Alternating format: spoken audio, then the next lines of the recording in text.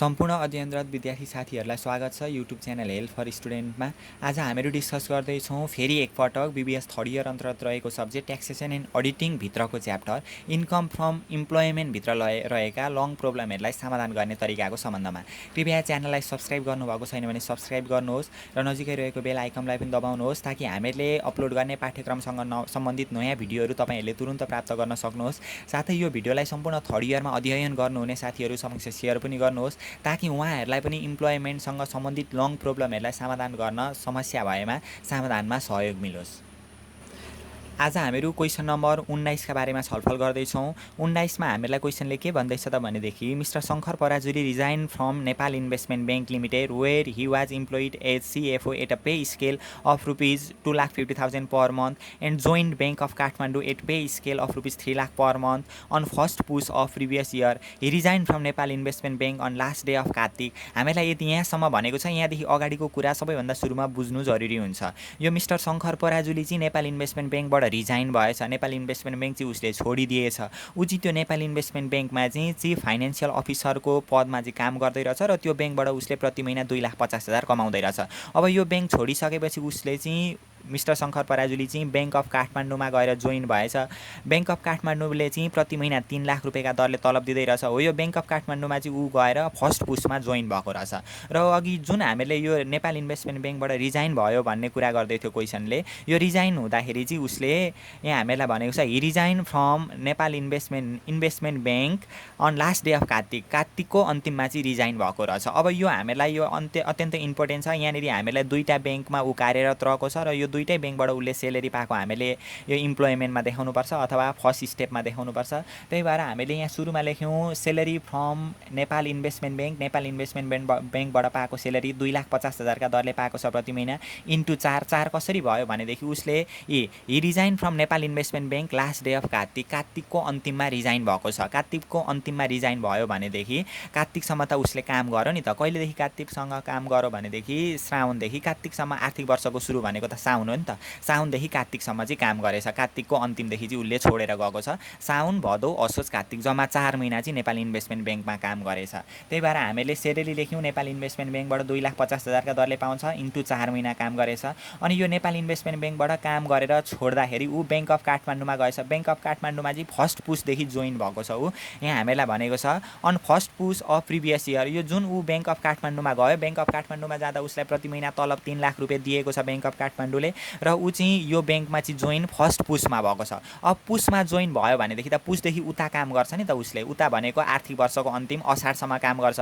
पुस माघ फागुन चैत वैशाख जेठ असाढ गर्दाखेरि जम्मा 7 महिना काम गर्यो। त्यही भएर 3 लाख इन्टु 7 जम्मा 7 त्यहाँ 21 लाख आयो यहाँनिर। त्यही भएर उसको तलब जम्मा 21 लाख र 10 लाखले टोटल 31 लाख यहाँनिर भयो। र जम्मा हामीहरूको वर्षमा त 12 महिना हुन्छ, 7 4ले त 11 मात्रै भयो। बिचको 1 महिना चाहिँ उसले छोडेछ। बिचको 1 महिना भनेको कार्तिकको अन्तिमदेखि छोडेको छ। बिचमा मङ्सिर पर्यो। हो त्यो मङ्सिरमा चाहिँ उसको घरैमा बसेछ अथवा मङ्सिरमा चाहिँ मङ्सिरमा त बेको लगन आउँछ। बेको साइदाकाले गर्दा उसले बे गर्यो होला मङ्सिरमा।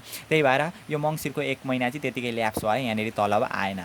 त्यसदेखि पछाडि हामीलाई भनेको छ he is getting free accommodation and vehicle अथवा car facility from both bank भनेको छ। भेहिकल फेसिलिटी अथवा एकोमोडेसन फेसिलिटीको बारेमा त हामीले अगाडि नै चर्चा गरिसकेका छौँ। अलिअलि त आफूले पनि किताब हेर्नुपर्छ कहिलेकाहीँ।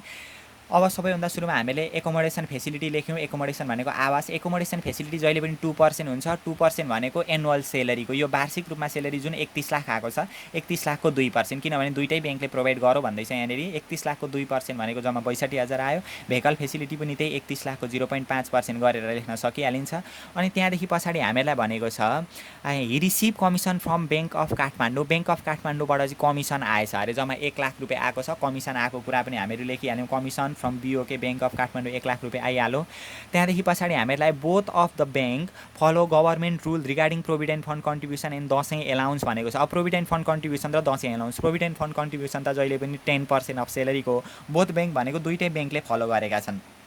त्यही भएर प्रोभिडेन्ट फन्ड कन्ट्रिब्युसन हामीले 10% लेख्यौँ। 10% भनेको एनुअल सेलेरीको हुन्छ। एनुअल सेलेरी 31 लाखको 10% आइहाल्यो, 3,10,000 आइहाल्यो। अब दसैँ खर्च, दसैँ चाहिँ अब कुन ब्याङ्कमा काम गर्दाखेरि चाहिँ दसैँ पर्यो त? अब यहाँ हेर्ने, नेपाल इन्भेस्टमेन्ट ब्याङ्कमा पनि उसले काम गरेको छ र ब्याङ्क अफ काठमाडौँमा पनि उसले गएर काम गरेको छ। अब नेपाल इन्भेस्टमेन्ट ब्याङ्कमा काम गर्दा चाहिँ साउनदेखि कार्तिकसम्म काम गरेर छोडेको छ। साउन, भदौ, असोज, कार्तिक भनेको नेपाल इन्भेस्टमेन्ट ब्याङ्कमा काम गर्दाखेरि चाहिँ दसैँ पर्दो रहेछ, किनभने दसैँ भनेको त असोज कार्तिकमा हो। त्यही भएर साउन, भदौ, असोज, कार्तिक हो, यही 4 महिनाको पिरियडमा चाहिँ दसैँ परेछ, अथवा नेपाल इन्भेस्टमेन्ट ब्याङ्कमा काम गर्दा चाहिँ दसैँ परेछ भन्नुको मतलब अब जुन ब्याङ्कमा काम गर्दाखेरि दसैँ पर्यो त्यही ब्याङ्कबाट मात्रै दसैँ बोनस आउँछ नि त। नेपाल इन्भेस्टमेन्ट ब्याङ्कबाट काम गर्दाखेरि दसैँ परेकाले गर्दा नेपाल इन्भेस्टमेन्ट ब्याङ्कबाट चाहिँ दसैँ खर्च 1 मन्थ सेलेरी 2,50,000 लेख्यौँ। ब्याङ्क अफ काठमाडौँबाट दसैँ एलाउन्स लेख्न पाइएन, किनभने अहिले त यहाँनिर पुसदेखि उता काम गर्दैछ नि त। पुस, माघ, फागुन, चैत, वैशाख, जेठ, असाढमा त दसैँ आएन नि त, बिचमा चैत पर्छ। चैत भनेको त चैते दसैँ मात्रै हो। चैते दसैँलाई चाहिँ हामीले दसैँ एलाउन्स लेख्न पाइँदैन।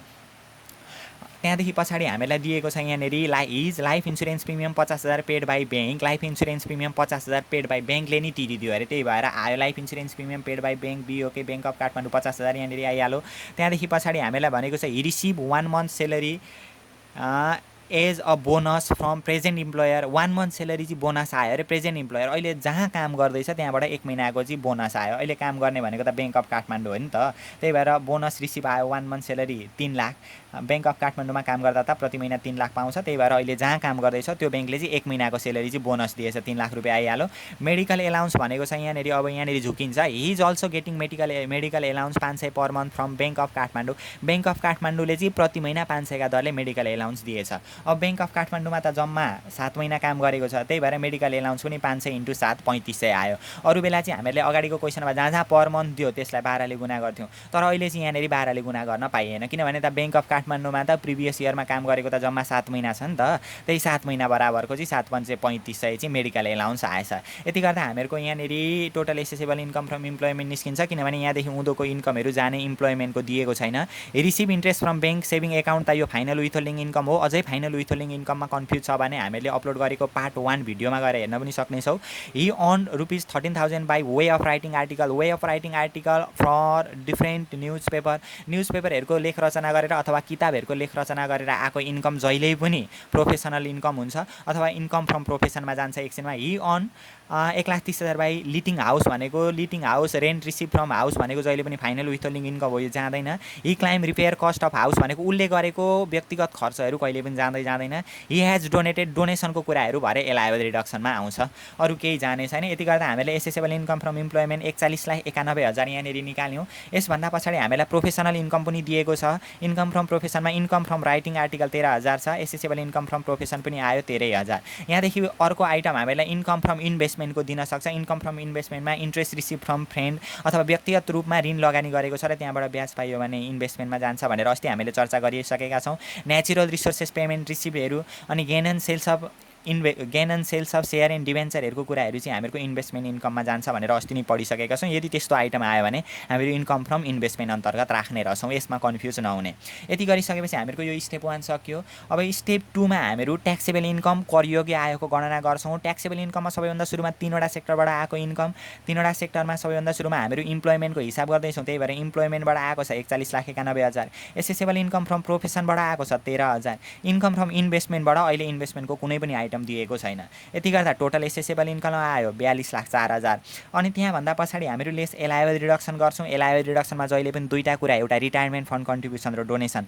रिटायरमेन्ट फन्ड कन्ट्रिब्युसन जहिले पनि 1/3 हुन्छ। 1/3 भनेको यो टोटल एसेसेबल इन्कम जुन आएको छ यसको 1/3 हो। 42,04,000 को 1/3 14,01,333 आयो। अनि एक्चुअल 20%, एक्चुअल 20% भनेको यो जुन प्रोभिडेन्ट फन्ड कन्ट्रिब्युसन छ हाम्रो तर्फबाट 10%, अफिसको तर्फबाट 10%, जम्मा 20% आएको हुन्छ। यहाँनिर 20% अफ रुपिज 31 लाख भनेको सेलरीको 31 लाख, एनुअल सेलरी यो जुन माथि छ यसको 20% भइहाल्यो। म्याक्सिमम लिमिट 3 लाख, यो विच इज लोअर, तीनवटामा कम्ती भनेको यो सानो 3 लाख आयो नि त। यो त थाहा भइहालिन्छ नि हो कुन सानो हो भन्ने कुरा त थाहा हुँदैन र 3 लाख रुपियाँ आयो यहाँनिर कम्ती, त्यही हामीहरू घटाउँछौँ।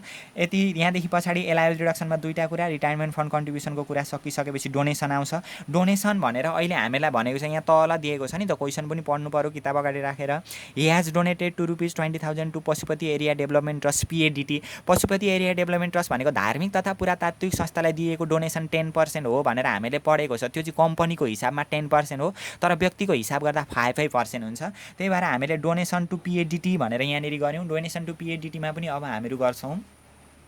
डोनेसन टु पिएडिटीमा पनि 5% भनेको यो टोटल एसेसेबल इन्कममा रिटायरमेन्ट फन्ड कन्ट्रिब्युसनको अघि जुन यो 3 लाख घटेको थियो हो त्यो घटाएर त्यसको 5% गर्दा 1,95,200। एक्चुअल डोनेसन भनेको क्वेसनमा जति दिएको छ त्यति हुन्छ। हामीलाई क्वेसनमा 20,000 दिएको छ, म्याक्सिमम लिमिट यसको थाहा हुनु पर्यो 1 लाख रुपियाँ हो। विच इभर इज लोअर, यो तीनवटामा कुन सानो छ? यही 20,000 सानो छ, त्यही भएर हामीले लेख्यौँ। यति गर्दा ट्याक्सेबल इन्कम बिफोर एक्जुम्सन आयो हामीहरूको 38,84,000 आयो। ट्याक्सेबल इन्कम बिफोर एक्जुम्सन आयो। अब यहाँदेखि पछाडि एक्जुम्सनमा 6वटा कुरा घटाउनु पर्यो। एउटा life insurance premium, health insurance premium अर्को, अनि remote area exemption, pension exemption, disable individual एक्जम्सनहरू हामीले घटाउँदै जानु पर्यो। जम्मा 6वटा कुरा छ।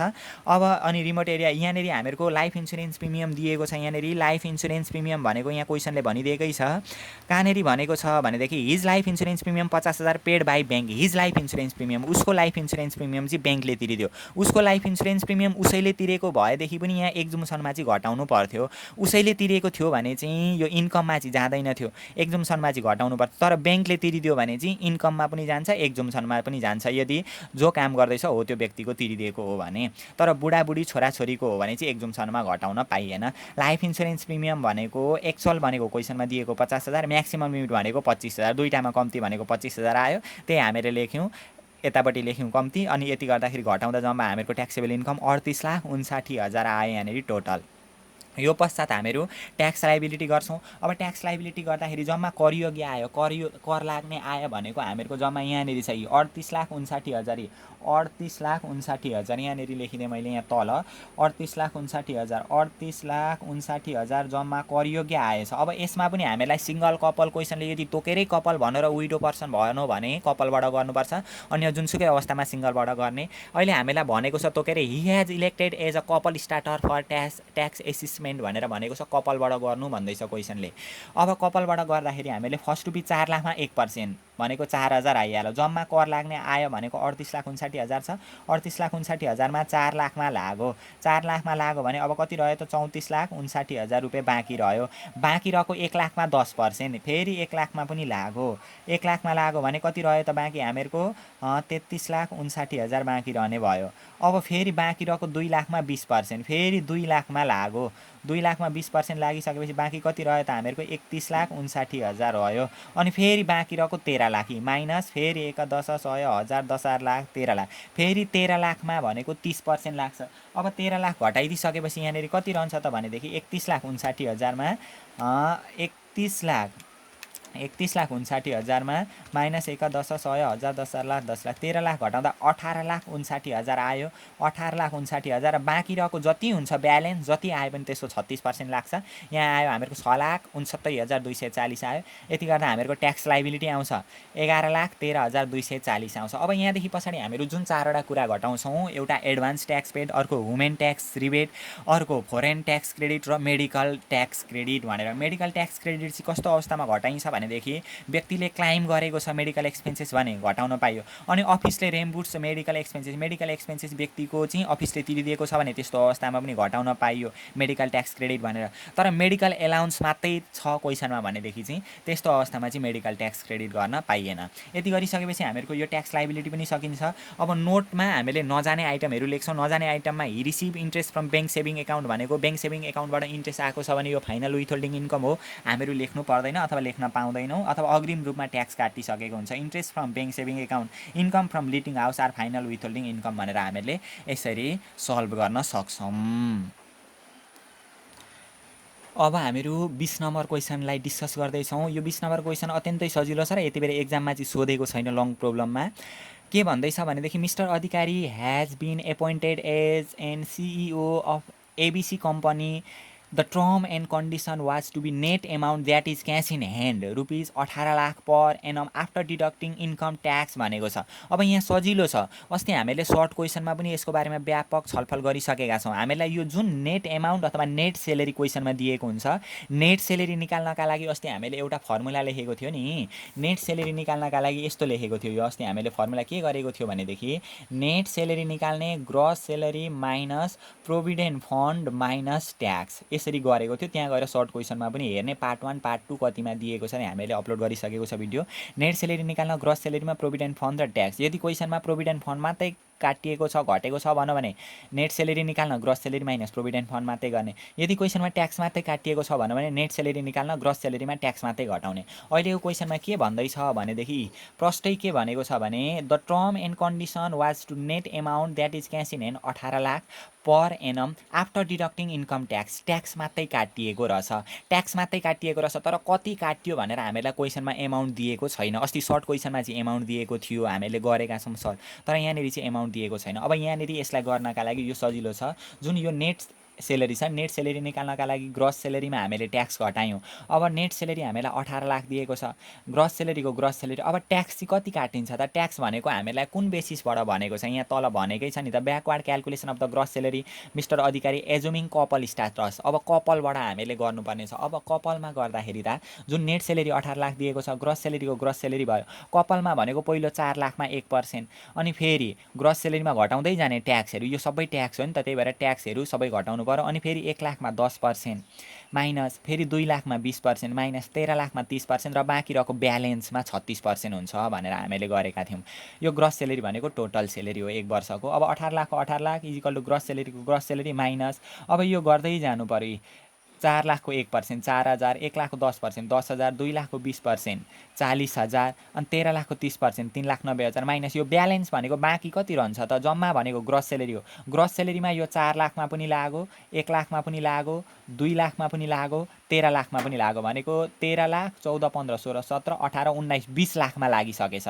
जम्मा ग्रस सेलेरी हो, टोटल सेलेरी भनेको ग्रस सेलेरी हो। ग्रस सेलेरी मध्ये 20 लाखमा लाग्यो भने ब्यालेन्स कति रहन्छ त भन्दा ग्रस सेलेरीमा 20 लाख घटायो भने बाँकी रहेको एमाउन्ट रहन्छ नि त। त्यही भएर हामीले यसो गऱ्यौँ ब्यालेन्स निकाल्नका लागि। बाँकी रहेकोमा 36%, यहाँनिर 36 लेखेको छ, 36% हो यो। अनि 18 लाखको 18 लाख माइनस ग्रस सेलेरी यो -4 माइनस 10,000 माइनस 40,000 माइनस 3,90,000, यो माइनस माइनस हुँदा जोडिन्छ, चिन्ता माइनसकै हुन्छ, यो थाहा छँदैछ, यो भारे भुरे हिसाब हो, पहिले एक कक्षादेखि शिशुदेखि पढ्दै आएको कुरा हो यो।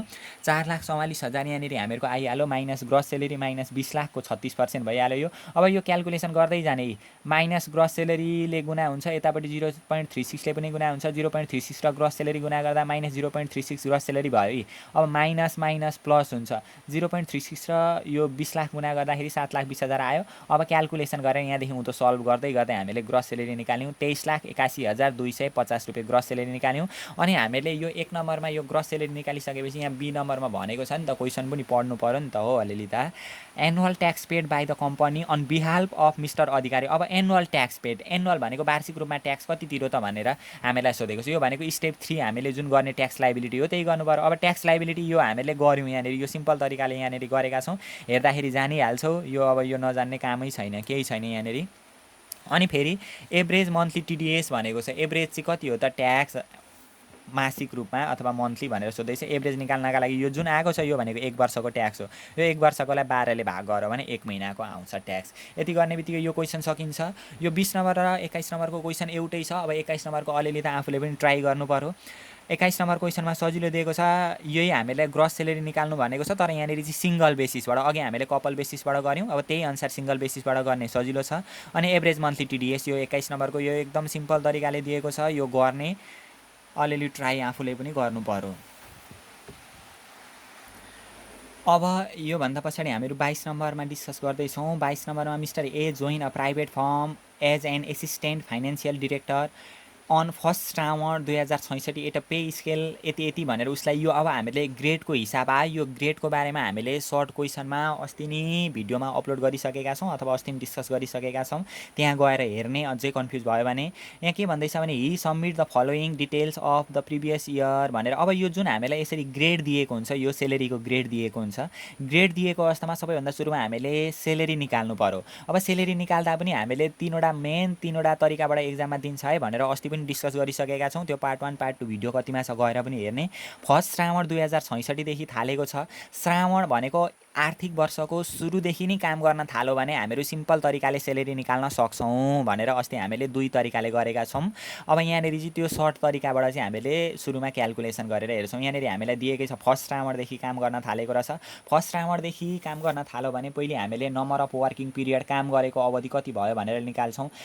इन्कम इयर 2066-67 देखि 1966 को साउनदेखि काम गर, आर्थिक वर्ष असाढमा गएर अन्तिम हुन्छ नि त। श्रावण, भदौ, असोज, कात्तिक, मङ्सिर, पुष, माघ, फागुन, चैत, वैशाख, जेठ, असाढ, बिचमा वैशाख आएकाले गर्दा अर्को वर्ष पनि सुरु भइहाल्छ। त्यही भएर आर्थिक वर्ष 2066-67 देखि प्रिभियस इयरको इन्कम इयर भनेको 75-76 हो। 2075-76 गर्दाखेरि यति गर्दाखेरि जम्मा 10 वर्ष उसले काम गरेको रहेछ। 10 वर्ष चाहिँ उसको वर्किङ पिरियड रहेछ। अब 10 वर्ष काम गर्यो भने काम गर्न गएकै वर्ष ग्रेड बढ्दैन क्या। जम्मा उसको तलब भनेको 12,000, काम गर्न गएको वर्ष 12,000 छ, अनि त्यहाँदेखि 1200ले ग्रेड बढ्छ, 24,000 नपुगुन्जेलसम्म। यो हामीलाई यस्तो ग्रेड दिएको छ क्वेसनमा, यो ग्रेडबाट हामीले सेलेरी निकाल्छौँ। काम गर्न गएको वर्ष ग्रेड बढ्दैन, जम्मा उसले काम गरेको वर्ष 10 वर्ष भयो। 10 वर्षमा 10 वर्षमा तलब बढ्दैन क्या। काम गर्न गएको साल चाहिँ यही 12,000 मात्रै पाउँछ। त्यही भएर बाँकी रहेको एक वर्ष चाहिँ ग्रेड बढ्दैन, अथवा उसले काम गर्न गएको वर्ष चाहिँ ग्रेड बढेन भने बाँकी चाहिँ कति वर्ष चाहिँ ग्रेड बढ्ने रहेछ त भनेदेखि नम्बर अफ ग्रेड भनेको जम्मा 10 वर्ष काम गर्यो, 10 वर्षमा एक वर्ष चाहिँ ग्रेड बढ्दैन भनेदेखि बाँकी 9 वर्ष चाहिँ ग्रेड बढ्ने रहेछ। अब सेलेरी निकाल्नका लागि बेसिक सेलेरीमा हामीहरू ग्रेड गर्छौँ। बेसिक सेलेरी भनेको सुरुको सेलेरी यो 12,000 जुन छ नि, यो 12,000 हो बेसिक सेलेरी, प्लस ग्रेड भनेको जम्मा 1200 दिएको छ नि हामीलाई, 1200ले बढ्दै जान्छ अरे, इन्टु कति 9वटा ग्रेडमा 12 × 9 गर्दा 10,800, जम्मा तलब भनेको 22,800 चाहिँ उसको प्रति महिनाको तलब यहाँनिर आउने रहेछ। अस्तिको भिडियोमा पनि गएर हेर्ने एकचोटि। अब यति गरेपछि हामीले सेलेरी निकाल्यौँ 22,800 × 12 एक वर्षको तलब। अब बोनस यहाँनिर जुन यहाँ भनेको छ हामीलाई bonus equal to 2 month basic salary. अब यहाँनिर कन्फ्युज हुन्छ है, बोनस भन्ने बित्तिकै सेलेरी भनेको छ, सेलेरी भन्ने बित्तिकै यो निकालेको 22,800 को इन्टु 2 गर्ने होइन। यहाँनिर बोनस चाहिँ 12,000 × 2, किनभने बेसिक सेलेरी भनेको सुरुको सेलेरी हो क्या। सुरुमा काम गर्न जाँदाखेरिको सेलेरी नि बेसिक सेलेरी हुन्छ, 12,000 हो नि त बेसिक सेलेरी। त्यही भएर 12,000 × 2 आयो 24,000। त्यहाँदेखि पछाडि मेडिकल एलाउन्स 5% अफ सेलेरी भनेको यो मेडिकल एलाउन्स भनेको यो सेलेरी जुन छ आएको हामीहरूको बेसिक सेलेरीहरू केही भनेन भने अहिलेको करेन्ट सेलेरीको हुन्छ 2,73,600 छ, यसको चाहिँ 5% चाहिँ मेडिकल एलाउन्स आयो। अनि त्यहाँदेखि पछाडि दसैँ बोनस भनेको छ, यो लेख्न सकिहालिन्छ। Domestic servant 1,000 per month is provided by the domestic सर्भिसबाट प्रोभाइड भएछ, उपलब्ध भएछ हामीलाई। त्यही भएर सर्भेन्ट फेसिलिटी 1,000 × 12 भनेर लेख्यौँ यति।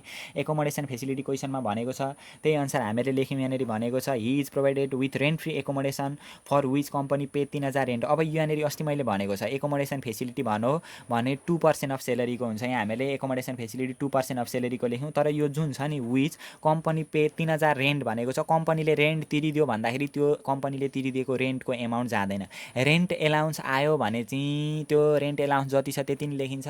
तर कम्पनीले रेन्ट पेड भनेर भनेको छ भने चाहिँ त्यो रेन्ट पेडको ठाउँमा हामीले एकोमोडेसन फेसिलिटी लेख्नै पर्ने हुन्छ, यदि एकोमोडेसन फेसिलिटी दिएको थिएन भने पनि है, यहाँनिर नजुकिने। अब यति भएपछि प्रोभिडेन्ट फन्ड कन्ट्रिब्युसन हामीलाई यहाँनिर दिएकै छ। He has contribute 10% of salary toward an unrecognised provident fund and the firm has also contribute. उसले गरेको चाहिँ जाँदैन, हि हेज कन्ट्रिब्युट उसको चाहिँ गएन, तर फर्मले गरिदिएको चाहिँ जान्छ, अफिसको तर्फबाट आएको चाहिँ जान्छ। प्रोभिडेन्ट फन्ड कन्ट्रिब्युसन यो चाहिँ अनरिकग्नाइज रहेछ, 27,360 यहाँनिर हामीले लेख्यौँ। यति गर्दा एसेसेबल इन्कम फ्रम इम्प्लोइमेन्ट आयो 3,78,912। त्यहाँदेखि पछाडि हामीहरूको his other income for the same period, अरू इन्कमहरू यहाँनिर दिएको छ। इन्कम फ्रम राइटिङ आर्टिकल अघि हामीले भनेका छौँ, बुकहरू लेख रचना गरेर आएको इन्कम जहिले पनि प्रोफेसनमा जान्छ। प्रोफेसनल इन्कम भनेको 10,000 आयो, यति गर्दा एसेसेबल इन्कम फ्रम प्रोफेसन आयो। अनि रोयल्टी फ्रम राइटिङ बुक्स भनेको, अब बुक्सहरूको रोयल्टी भनेको प्रायः जसो हामीले इन्भेस्टमेन्टको इन्कममा राख्छौँ, अथवा त्यो एसेसेबल इन्कम फ्रम इन्भेस्टमेन्ट होला। रोयल्टीसित सम्बन्धित इन्कमहरू हामीहरू जहिले पनि इन्भेस्टमेन्टमा राख्छौँ, अथवा यो बुकको रोयल्टीलाई चाहिँ हामीले प्रोफेसनै मानेर प्रोफेसनमै राख्दा पनि बिग्रिँदैन। यति गर्दा हामीहरूको एसेसेबल इन्कम फ्रम इन्भेस्टमेन्ट पनि आयो। अथवा यसमा कन्फ्युज नहुने, रोयल्टी दिएको छ भने हामीहरूको प्रायः जस्तो त्यो इन्भेस्टमेन्टमा लगाएर राखिदिने। अहिले यहाँनिर तीनवटै सेक्टरबाट आएको इन्कम हामीहरू हेऱ्यौँ। अब यसको स्टेप 2 हामीहरू फाइन्ड गर्छौँ ट्याक्सेबल इन्कम। ट्याक्सेबल इन्कममा जम्मा तीनवटा सेक्टरबाट आएको इन्कम हामीले यहाँनिर लेख्ने सरासरी अघिको हेरेर। अनि एलायबल रिडक्सनमा जम्मा दुईवटा कुरा जान्थ्यो, एउटा retirement fund contribution. Retirement fund चाहिँ अघिको प्रोभिडेन्ट फन्ड यहाँ रिटायरमेन्ट फन्ड भएर जाने हो, तर यहाँनिर त्यो रिटायरमेन्ट फन्ड लेख्न पाइएन, किनभने यहाँ हामीलाई भनेको छ he has contribute 10% salary toward unrecognised provident fund. Unrecognised provident फन्डमा कन्ट्रिब्युट गरेको छ भने यहाँनिर ल्याएर एलायबल रिडक्सनमा रिटायरमेन्ट फन्ड कन्ट्रिब्युसन गर्न पाइँदैन है। यहाँनिर एलायबल रिडक्सनमा दुईवटा कुरा गरिन्थ्यो नि, यो जुन एलायबल रिडक्सनमा रिटायरमेन्ट फन्ड कन्ट्रिब्युसन र डोनेसन गरिन्थ्यो, अहिले चाहिँ रिटायरमेन्ट फन्ड कन्ट्रिब्युसन गर्न पाइएन, किनभने अनरिकग्नाइज प्रोभिडेन्ट फन्ड छ। त्यसभन्दा पछाडि डोनेसन हामीले हेऱ्यौँ। डोनेसन भनेर यहाँ तल दिएको छ, he has claim donation to Nepal sports council भनेर दिएको छ। नेपाली स्पोर्ट्स काउन्सिललाई त्यही 5% हो। 5% गरेर यसरी हामीहरू क्यालकुलेसन गऱ्यौँ। यति गर्दै हामीहरूको ट्याक्सेबल इन्कम आयो। अरू बेला चाहिँ ट्याक्सेबल इन्कम बिफोर एक्जुम्सन आउँथ्यो, तर अहिले चाहिँ ट्याक्सेबल इन्कमै आयो, किनभने हामीलाई एक्जुम्सनहरूको कुरा क्वेसनमा दिएको छैन। अब ट्याक्स लाइबिलिटी गर्छौँ हामीहरू। ट्याक्स लाइबिलिटी पनि सोधेको छ हामीलाई। ट्याक्स लाइबिलिटी गर्दाखेरि सिङ्गल कपल केही भनेन भने सिङ्गलै हो। सिङ्गलमा पहिलो 3,50,000 को 1% 3,500 आइहाल्यो र बाँकी रहेको ब्यालेन्स। अब जम्मा हामीहरूको यहाँ छ नि 4,33,912 छ। 4,33,912 मा माइनस 3,50,000 मा लाग्यो भने बाँकी त कति रहन्छ भन्दा 83,912 रहँदो रहेछ हो। यो बाँकी रहेकोमा ब्यालेन्स बाँकी रहेको नेक्स्ट 1 लाखमा 10% हुन्थ्यो, तर 1 लाखभन्दा कम्ती आएकाले त्यतिमै 10% भयो। यति गर्दा हामीले 11,891.2 रुपियाँ यसरी निकाल्न सक्यौँ। अब हामीहरू 23 नम्बरको बारेमा डिस्कस गर्दैछौँ। 23 नम्बरमा mister Sudarshan is an officer of Nepal government of Nepal following are the details of his income for the previous year. यहाँ हामीलाई दिएको छ सुदर्शनको हिसाब दिएको छ। यो पनि इम्पोर्टेन्ट हिसाब छ। यहाँनिर भनेको छ basic salary 30,000 per month plus 6 grade. अहिले चाहिँ हामीलाई तोकेरै ग्रेड दिएछ क्या। अनि 6 ग्रेड 6वटा ग्रेड दिएको रहेछ। प्रत्येक ग्रेडमा चाहिँ 1100 का दरले बढ्दो रहेछ। अब अगाडि हामीले भर्खरै डिस्कस गरेको क्वेसनमा के गर्थ्यौँ त भनेदेखि सेलेरी निकाल्नका लागि बेसिक सेलेरीमा ग्रेड गऱ्यौँ। अहिले हामीलाई ग्रेड दिएकै छ, यसरी डाइरेक्ट निकाल्ने। यदि डाइरेक्ट ग्रेड दियो भने चाहिँ हामीहरू यसरी गर्न सक्यौँ। जम्मा बेसिक सेलेरी 30,000 दिएको छ इन्टु 6वटा ग्रेड भनेको 6 इन्टु 1100 का दरले बढ्छ भन्दैछ। यहाँनिर 6वटा ग्रेड छ, प्रत्येक ग्रेडमा 1100 का दरले बढ्छ भन्दैछ। 30,000 प्लस 6,600 आयो गुणा गर्दाखेरि जम्मा 36,600 प्रति महिना तलब रहेछ। सेलेरी हामीले लेख्यौँ 36,600 इन्टु एनुअल हामीले क्यालकुलेसन गर्नुपर्ने हुन्छ। 36,600 इन्टु 12 4,39,200 आयो। त्यहाँदेखि पछाडि out station allowance 1,500 per month छ। 1,500 इन्टु 12 गर्दा भइहाल्यो। हाउस रेन्ट एलाउन्स भनेर 2,500 छ। 2,500 इन्टु 12 हामीले गरेका छौँ। अब यहाँनिर चाहिँ house rent paid by bank अथवा house rent paid by office भनेर हाउस रेन्ट पेड भनेर भनिदिएको थियो भने चाहिँ हो त्यसको ठाउँमा चाहिँ एकोमोडेसन फेसिलिटी लेख्नु पर्थ्यो है। हाउस रेन्ट एलाउन्स भन्दा चाहिँ जति दिएको छ एलाउन्स त्यही लेख्ने, तर हाउस रेन्ट पेड भनिदिएको थियो भने चाहिँ एकोमोडेसन फेसिलिटी लेख्नु पर्यो। डियरनेस एलाउन्स 1,000 छ। 1,000 इन्टु 12 हामीले लेख्छौँ। मिटिङ एलाउन्स भनेको फाइनल विथहोल्डिङ इन्कम हो, यो लेख्दैनौँ हामीहरू। अनि he has been provided with vehicle facility. Vehicle facility जहिले पनि 0.5% हुन्छ सेलेरीको। 60% प्राइभेट युज, जुनसुकै युजका लागि गरे पनि 0.5% हुन्छ। 60% 80% को कुरा यहाँनिर उठ्दैन अथवा लेख्न समावेश गर्नै पाइँदैन। जस्तोसुकै अवस्था पनि भेहिकल फेसिलिटी भन्ने बित्तिकै अथवा कार फेसिलिटी भन्ने बित्तिकै 0.5% गर्छौँ हामीहरू। यहाँनिर पुग्यौँ हामीहरू। भेहिकल फेसिलिटी 0.5% यो सेलेरीको गर्छौँ। गर्दा 2196 आयो हामीहरूको। अनि accommodation facility was also provided by office. Accommodation facility भनेको 2% हो। हामीले लेख्यौँ एकोमोडेसन फेसिलिटी लेख्यौँ यहाँनिर 2% गरेर लेख्यौँ। अनि remuneration from acting as an एक्जामिनरसित रिलेटेड अथवा एक्जामसित रिलेटेड इन्कम जहिले पनि फाइनल विथहोल्डिङ इन्कम हो, यो हामीहरू लेख्दैनौँ। अनि फेरि भनेको छ एलआइपी पेड बाई अफिसले तिरिदिएछ। पेड बाई अफिस 19,200 अफिसले तिरेकाले गर्दा यो पनि आयो। एलआइपी पेड बाई अफिस यो पनि आइहाल्यो। Tuition fee of his son 1,500 per month is paid by अफिसले नै तिरिदियो 1,500 पर मन्थ। त्यही भएर 1,500 इन्टु 12 यो पनि आयो। अफिसबाट आएको इन्कमहरू आइहाल्यो। त्यहाँदेखि पछाडि हामीलाई दिएको छ he receive 75,000 from lottery win पनि फाइनल विथहोल्डिङ इन्कम हो। He works at remote area B. Remote area B भनेको हामीले भरे एक्जुम्सनमा घटाउनु पर्यो। रिमोट एरिया एलाउन्स आएको छ भने चाहिँ यिनीहरू लेख्नु पर्यो यही इन्कममै। तर रिमोट एरिया एबिसिडिई भनेर यस्तो तोकिदियो भनेदेखि चाहिँ हामीले एक्जुम्सनमा गर्नु पर्यो अथवा घटाउनु पर्यो। अब यति गरिसकेपछि दुईवटा कुरा ख्याल गर्नु पर्यो। यो गभर्मेन्ट सेक्टरमा काम गर्ने कर्मचारी हो। गभर्मेन्ट सेक्टरमा काम गर्ने व्यक्ति हो भने प्रोभिडेन्ट फन्ड र दसैँ खर्च क्वेसनले नभने पनि आउँछ। त्यही भएर हामीले प्रोभिडेन्ट फन्ड 10% अफ सेलेरीको लेख्यौँ। दसैँ खर्च 1 मन्थ सेलेरी भनेको 36,600 लेख्यौँ। यति गर्ने बित्तिकै हामीहरूको एसेसेबल इन्कम फ्रम इम्प्लोइमेन्ट आयो। सजिलो छ। यो भन्दा पछाडि हामीले करयोग्य आय ट्याक्सेबल इन्कमको गणना गर्छौँ। ट्याक्सेबल इन्कममा 3वटा सेक्टरबाट आएको income accessible income from employment, profession र इन्भेस्टमेन्ट। 3वटा सेक्टरबाट आएको इन्कम टोटल एसेसेबल इन्कम आयो 6,28,200। अनि यसमा एलायबल रिडक्सन गर्छौँ। एलायबल रिडक्सनमा जहिले पनि हामीहरूको दुईवटा कुरा, एउटा रिटायरमेन्ट फन्ड कन्ट्रिब्युसन र डोनेसन। रिटायरमेन्ट फन्ड कन्ट्रिब्युसनमा यहाँ अलिकति थोरै फरक छ। एउटा रिटायरमेन्ट फन्ड कन्ट्रिब्युसनमा यो 1/3 हामीले जानेकै कुरा भइहाल्यो यसको। अनि एक्चुअलमा 20% भनेको अफिसको तर्फबाट 10%, हाम्रो तर्फबाट 10%, जम्मा 20% अफ यो भइहाल्यो सेलेरीको। अनि plus citizen investment trust CIT छ भने यहाँनिर जोड्नु पर्यो। यहाँ तल भनेको छ he claim follow expenses for deduction भनेर यहाँनिर भनेको छ amount deposit with citizen investment trust भनेर जम्मा 80,000 दिएको छ हो। यो सिटिजन इन्भेस्टमेन्ट ट्रस्टको पैसा छ भने हामीले यहाँनिर ल्याएर जोड्नु पर्यो। जम्मा 20% भयो सेलरी, यो जुन आएको छ सेलरी यसको 20% भयो। यसमा चाहिँ 80,000 जोड्नुपर्छ। पहिले 4,39,200 को 20% गर्ने अनि त्यसमा 80,000 जोड्दा 1,67,840 आयो। म्याक्सिमम लिमिट भनेको 3 लाख, विच इज लोअर भनेको त यो 1,67,840 आयो। यो घटायौँ हामीले। यति गर्दाखेरि हामीहरूको यहाँनिर अहिले डोनेसन दिएको छैन। एलआई रिडक्सनमा दुईवटा कुरा चाहिँ जाने हो, तर डोनेसन नभएको कारणले गर्दा हामीले रिटायरमेन्ट फन्ड कन्ट्रिब्युसन मात्रै घटायौँ। त्यति गर्दा ट्याक्सेबल इन्कम बिफोर एक्जुम्सन आइहाल्यो 4,60,360 हामीले क्यालकुलेसन गरेर निकाल्यौँ। अब यसभन्दा पछाडि हामीहरू एक्जुम्सन घटाउँछौँ। अब एक्जुम्सनमा हामीहरूले घटाउँछौँ। यति गरिसकेपछि लेस एक्जुम्सन गर्छौँ। ट्याक्सेबल इन्कम आइसकेपछि एक्जुम्सनमा हामीहरूको 6वटा कुरा यो थाहा छ होला, हामीले अस्ति डिस्कस गरिसकेका छौँ। अलिअलि त आफूले पनि पढ्नु पऱ्यो नि त, नपढी त आफै त हामीहरूको दिमागभित्र छिर्दैन टाउकोभित्र। त्यही भएर अलिअलि चाहिँ मेहनत चाहिँ गर्नु पऱ्यो। एक्जुम्सनमा एलआइपी एक्जुम्सन भनेको लाइफ इन्सुरेन्स प्रिमियम एक्जुम्सन। एक्चुअल एलआइपी भनेको 19,500 क्वेसनमा दिएको छ। म्याक्सिमम लिमिट भनेको 25,000, विच एभर इज लोअर भनेको 19,500। अनि रिमोट एरिया क्लास बी भनेर दिएको छ नि त क्वेसनमा, खोज देखाइनँ मैले। 40,000 घटाउन पायो। यति गर्दा ट्याक्सेबल इन्कम 4,08,60 आयो। ट्याक्सेबल इन्कम आइसकेपछि अब हामीले ट्याक्स लाइबिलिटी निकाल्छौँ, जुन स्टेप 3 हो। ट्याक्स लाइबिलिटीमा पहिलो 3,50,000 को 1% 3,500 गरियो, अनि बाँकी रहेको 50,860 हुँदो रहेछ, त्यसको 10% 5,086 रुपियाँ निस्क्यो। ट्याक्स लाइबिलिटी आयो। ट्याक्स लाइबिलिटी पश्चात हामीले चारवटा कुरा घटाउन पाइन्छ मेन। त्यसमा अहिले हामीलाई यहाँनिर दिएको छ नि त, यहाँ हेर है, medical expenses including 2500 of the last year 15,000 भनेको छ। मेडिकल एक्सपेन्सेस उसले क्लाइम गरेको हो नि त, उसले क्लाइम गरेको छ। अनि अफिसले पनि राइम्बुर्स गरेको छ भने चाहिँ हामीहरूले चाहिँ मेडिकल ट्याक्स क्रेडिट गर्न पाइयो। यहाँभन्दा पछाडि हामीले मेडिकल ट्याक्स क्रेडिट गर्छौँ। मेडिकल ट्याक्स क्रेडिट चाहिँ 15% हुन्छ त्यहाँ दिएको एमाउन्टको। यो इन्क्लुडिङ लास्ट इयर भनेको यो पनि जोडिएरै आउँछ। त्यही भएर हामीले यो लास्ट इयरको पनि लेख्नै पर्यो। जम्मा 15,000 आएको छ भने यो 2500 समावेश भइकनको यो सबैमा मेडिकल ट्याक्स क्रेडिट हुन्छ। मेडिकल ट्याक्स क्रेडिट हामीले 15,000 को 15% 2,250, यसको म्याक्सिमम लिमिट 750 हो। दुईटामध्ये जुन कम्ती आउँछ त्यही हामीले घटायौँ। यति गरेपछि हामीहरूको आयो ट्याक्स पिएबल।